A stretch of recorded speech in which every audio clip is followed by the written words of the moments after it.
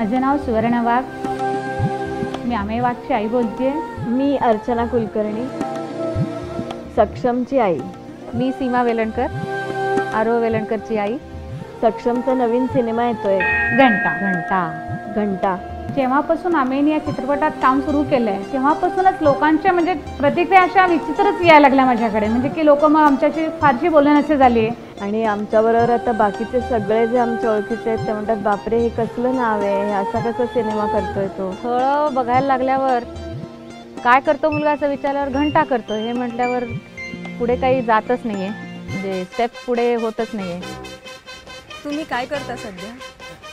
घंटा घंटा घंटा।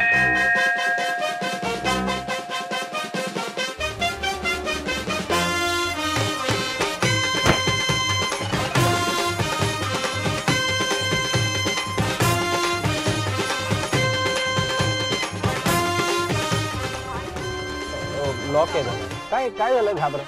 अहो नाही तसं नाही, म्हणजे घंटा फिल्म आहे। बरं ठीक आहे उघडतो, कास्टिंग काउच पण करतो मी।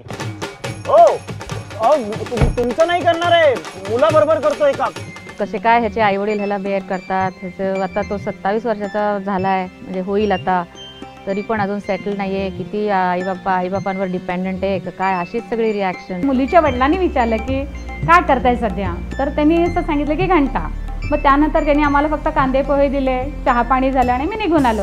परत काही त्यांचं उत्तर काही आलंच नाहीये, कारण मुलींना असं वाटतंय की बापरे हा ह्या असल्या सिनेमात कसा काम करतोय। नावाशी काहीही नसतं। घंटामध्ये काय प्रॉब्लेम आहे? नावात कुठं म्हणजे नाव घंटा असलं म्हणून काय झालं? शेवटी कंटेंट महत्वाचं आहे। सिनेमात काम करणं किंवा सिनेमा पाहणं यात नक्कीच गुन्हा नाहीये। सक्षमनी आजपर्यंत केलेल्या सिनेमांची जर आपण नावं पाहिली तर पक पक पकाक, दे धक्का, शिक्षणाच्या आईचा खून, ही सगळी त्याची नावं अशी वेगवेगळीच होती। त्यामुळे घंटा ह्या सिनेमात त्यांनी काम करणं हे काही मला असं फार वावगं वाटत नाहीये। मी असंच म्हणेन की माझ्या मुलाचा सिनेमा आहे, आम्ही सगळे लोक म्हणजे माझे नातेवाईक, ह्याचे वडील भाऊ किंवा माझे आई वडील, नंतर ह्याचे आजी आजोबा, आत्या बित्या, सगळे नातेवाईक तर आम्ही सगळे बघूच।